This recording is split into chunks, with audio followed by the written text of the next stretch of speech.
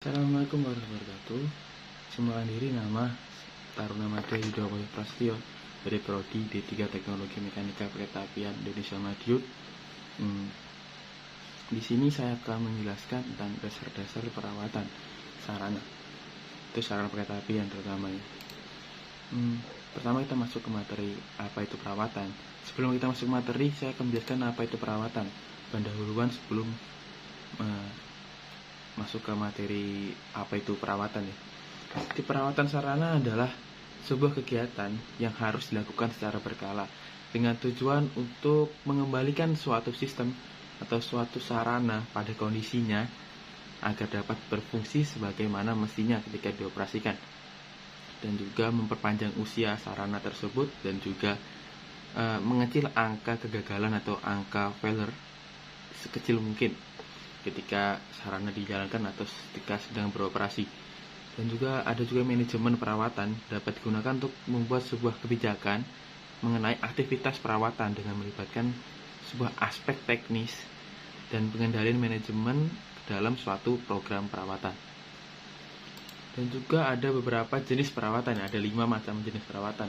Yang pertama ada perawatan preventif, yang kedua juga ada perawatan korektif, ketiga ada perawatan prediktif, keempat ada perawatan condition based, dan kelima ada perawatan RCM atau Reliability Centered Maintenance.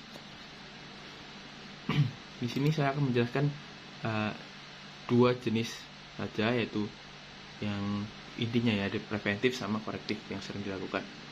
Jadi perawatan preventif adalah tindakan untuk mencegah kegagalan atau kerusakan peralatan dengan melakukan pemeriksaan sistematis, deteksi, dan pencegahan sebelum terjadi kegagalan. Program ini melibatkan perawatan terjadwal pada interval tertentu untuk mempertahankan masa manfaat peralatan dan menghindari kegagalan sebelum terjadinya operasi atau sebelum waktunya. Dan upaya ini juga bertujuan untuk meminimalkan dampak pada persyaratan operasional. Terus aspek perawatan preventif melibatkan ada beberapa ya, ada itu rutin pembersihan, ada penyetelan juga, ada pelumasan, dan pengujian. Selain itu, inspeksi dilakukan untuk mengidentifikasi masalah yang mungkin muncul dengan jadwal perbaikan sebelum kegagalan atau degradasi lebih lanjut. Pelaksanaan perawatan preventif terbatas pada item tertentu dengan konsekuensi mahal atau tidak dapat diterima jika terjadi kegagalan.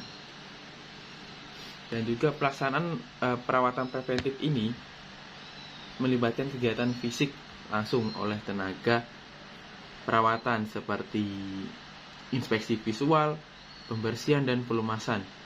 Tujuan utamanya adalah meningkatkan umur aset dan mencegah aktivitas tak terprogram. Seperti yang saya bicarakan tadi, apa itu perawatan, intinya sama di preventif juga.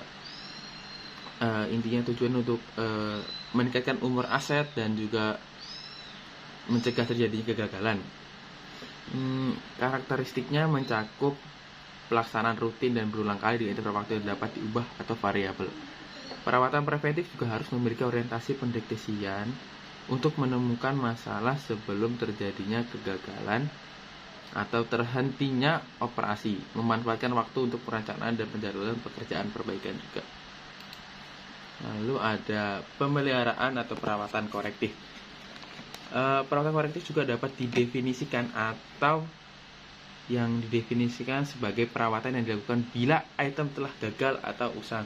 Jadi perawatan korektif ini dilakukan ketika penggantian atau perawatan item-item yang sudah usang atau yang sudah rusak ya, jadi diganti atau diperbaiki agar untuk berfungsi normal.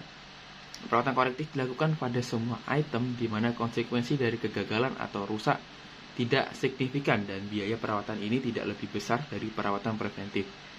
Dan juga kegiatan perawatan korektif meliputi perbaikan, restorasi atau penggantian peralatan. Jadi ketika ada item yang rusak atau item yang sudah waktunya diganti, perawatan korektif ini berjalan, yaitu melakukan perbaikan atau restorasi atau pergantian peralatan. Nah, ini bisa terjadi dari hasil pemeriksaan rutin yang mengidentifikasi kegagalan pada waktunya untuk perawatan korektif harus direncanakan dan dijadwalkan. Maka dilakukan selama tidak terjadi perawatan rutin. Dan dari dua jenis itu ada hubungan ya antara perawatan preventif dan korektif. Apa itu hubungannya? Yaitu meskipun perawatan preventif ditingkatkan dalam frekuensinya, tidak ada jaminan 100% keberhasilan dalam mencegah kegagalan perawatan. Jadi perawatan preventif ini juga bergantung terhadap perawatan korektif ya. Jadi ketika kita melakukan perawatan preventif juga tidak 100% mengalami keberhasilan dalam perawatannya tersebut. Masih mungkin terjadi dan akan diatasi dengan perawatan korektif. Meski demikian, kegagalan dapat ditolerir jika biaya perawatan korektif lebih rendah daripada perawatan preventif. Dan tadi kan juga perawatan preventif juga lumayan mahal tuh. Dan memaksakan semua perawatan sebagai perawatan preventif dapat mengakibatkan biaya total perawatan lebih tinggi. Sehingga pendekatan kombinasi antara perawatan preventif dan korektif dengan penentuan level yang tepat menjadi pilihan yang lebih ekonomis. Meskipun lalu ada juga persiapan penerapan perawatan preventif. Jadi sebelum melakukan perawatan preventif, kita harus melaksanakan persiapan terlebih dahulu. Apa aja tuh yang disiapkan? Adalah kita harus mengidentifikasi sarana dan komponen sarana. Jadi setiap perawatan sarana perkereta apian, kita juga telah dibuatkan standar penomoran sarana sesuai di KM 45 tahun 2010 tentang standar spesifikasi teknis penomoran sarana. Jadi setiap sarana itu punya penomoran sendiri seperti CC205, C203. Jadi masing-masing sarana juga mempunyai kondisi tertentu ya. Jadi penomoran ini juga memudahkan mengidentifikasi sarana untuk mengetahui kondisi atau kinerja dan data lainnya setiap sarana perkereta apian. Sedangkan komponen dari sarana tersebut juga telah dibuatkan nomor katalog suku cadang. Jadi kita jika melakukan perawatan seperti perawatan korektif untuk penggantian suku cadang sudah ada di katalognya untuk CC203, CC205, jadi sudah ada. Karena masing-masing sarana juga berbeda tipe ya, jadi juga mempunyai berbeda juga dalam jenis komponennya juga.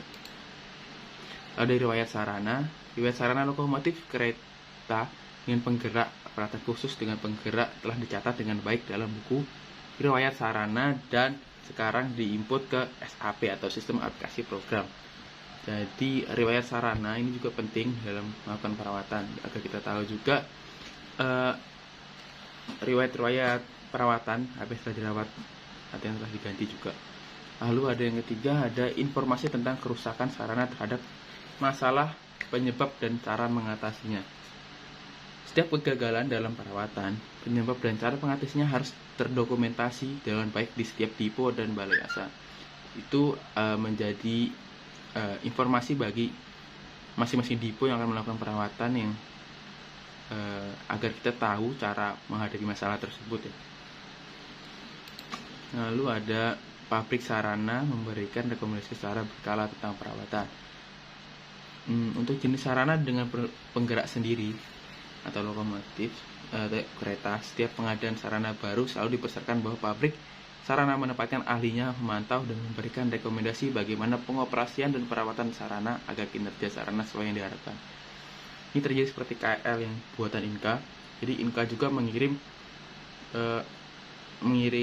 tenaga perawatan atau pegawai perawatan dari Inka sendiri, dari IMS itu dia mengirim beberapa pegawai untuk teknisi untuk melakukan perawatan. Jadi perawatan itu juga dihandle oleh ahlinya atau oleh yang tahu keretanya tersebut.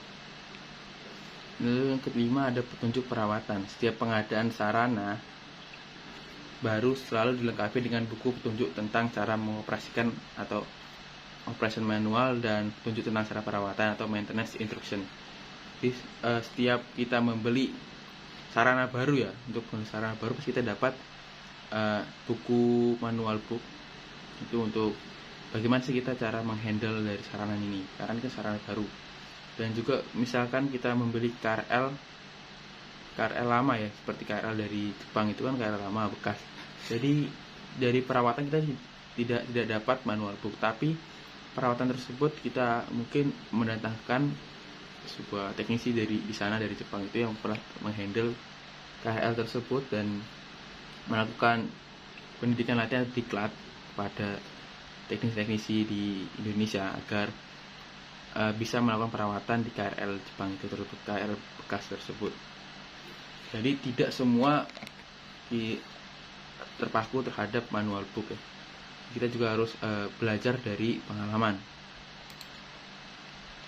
Itu yang keenam, ada suku cadang yang habis pakai dan penggantian suku cadang. Untuk perawatan sarana oleh penyelenggara kereta api yang telah disiapkan suku cadang habis pakai dan penggantian suku cadang.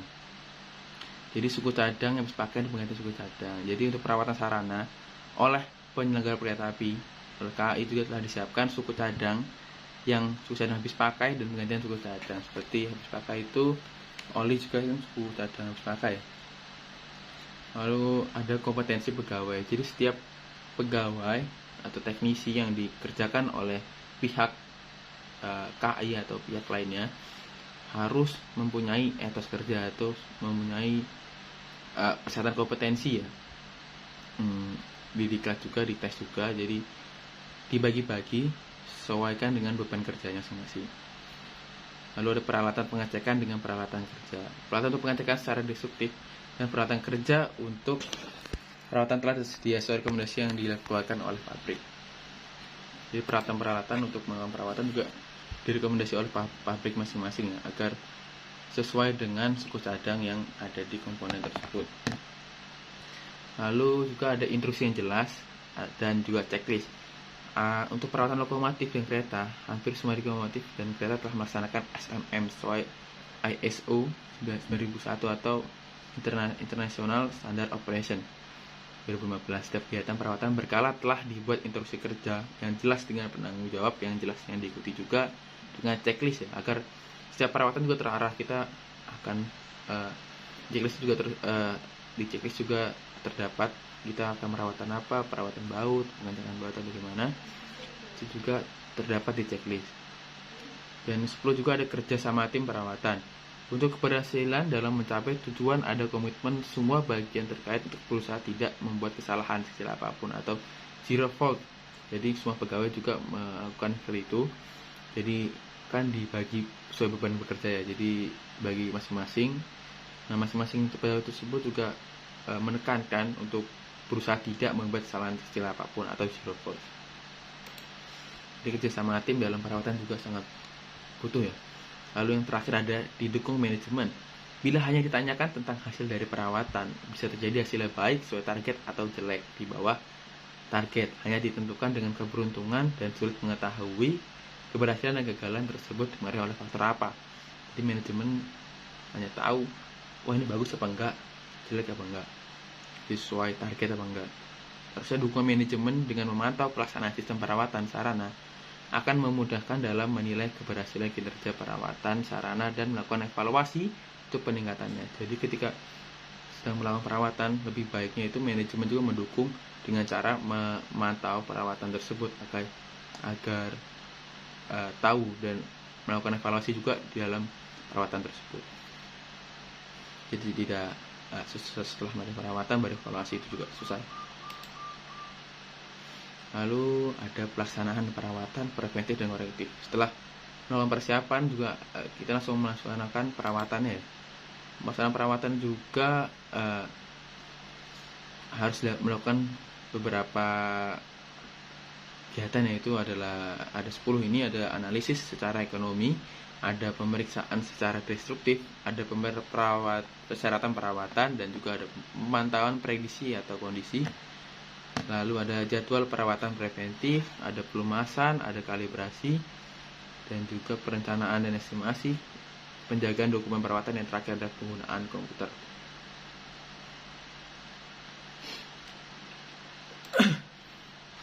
Yang pertama ada analisis secara finansial. Sini saya akan menjelaskan beberapa aja pelaksanaan perawatan yang intinya penting, yaitu ada analisis secara finansial atau secara ekonomi, penerapan perawatan preventif sebagai investasi, seperti investasi menanamkan uang dan sumber daya lainnya. Kita juga mengharapkan dari pihak KAI juga mengharapkan menerima keuntungan dari pelaksanaan perawatan preventif. Jadi setiap kita melakukan preventif juga kan ada beberapa faktor yang juga kita harus melakukan metode sebagai berikut ya untuk biar tahu kita untung apa enggak.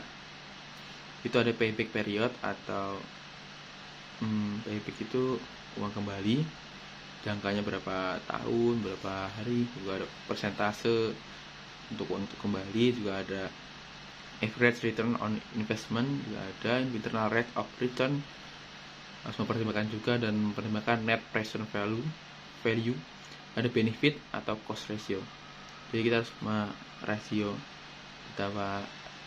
berapa hari kita makan duit, kita harus kembali juga berapa, keuntungan juga berapa, harus tahu. Juga ada pemeriksaan secara destruktif. Pemeriksaan merupakan kunci untuk mendeteksi kebutuhan untuk melakukan perawatan preventif. Hal tersebut harus dilakukan pemeriksaan destruktif agar tidak merugikan perawatan sarana. Dan juga perawatan destruktif ini mencakup ada beberapa metode, ada lumayan banyak, yaitu ada pemeriksaan dengan panca indera, yaitu ada 5, ada penglihatan dengan indera, ada 5 indera, ada penglihatan, penciuman, pendengaran suara, terus perasaan, meraba atau sentuhan.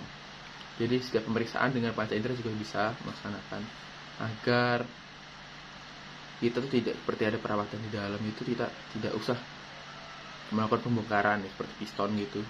Piston kita cuma hanya mendengarkan, juga bisa dengarkan ada suara udara bertekanan yang keluar. Ada juga penciuman juga kan. Lalu ada pemeriksaan temperatur. Ada dari pakai alat ya, beberapa alat ya, termometer, inframerah, aliran panas, termopil dan termometer. Dengan alat tersebut dan pertimbangan tersebut kita juga bisa mengetahui apa kerusakan di temperatur. Ada juga getaran karena aus. Bisa ada komponen rusak atau cacat, kita bisa melihat langsung. Ada pengendapan korosi dan erosi. Korosi kita bisa lihat, bisa diganti juga. Aliran fluidnya itu lancar apa enggak, ada kelistrikan juga, ada tegangan dan secara kimia dan fisik. Di metode-metode tersebut adalah pemeliharaan secara destruktif. Lalu ada indikator keberhasilan atau perawatan atau KPI. Evaluasi pelaksanaan program perawatan dapat dilakukan melalui berbagai indikator yang tidak hanya mengukur kualitas atau efektivitas program, tetapi juga berguna untuk justifikasi biaya, pembelian, modifikasi program, dan perekrutan pegawai. Jadi indikator keberhasilan ini juga ada indikator ya, seperti ada tabelnya juga. Saya bisa tampilkan di video ini. Dan juga ada beberapa pengukuran yang dapat digunakan. Ini ada faktor-faktornya tadi, ada faktor kapasitas. Jadi indikator keberhasilan juga punya ada faktornya ya. Ada beberapa faktor, ada faktor kapasitas. Apa itu faktor kapasitas? Adalah menilai pelaksanaan aktual atau operasi peralatan dalam mencapai kapasitas penuh.